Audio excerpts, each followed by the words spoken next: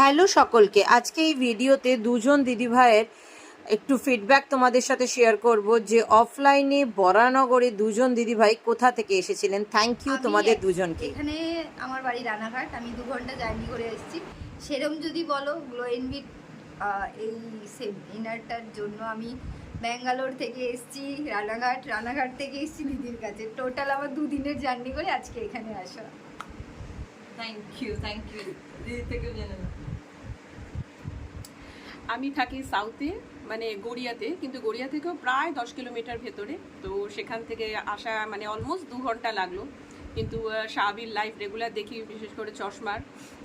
তো টার্গেট ছিলই আমি আসবো। 5 এপ্রিলটা পোস্টপন্ড হয়েছিল, একটু মনটা খারাপ হয়ে গেছিলো। তো আজকের ডেটটা আমি আসতাম কনফার্ম ছিলাম। Thank you.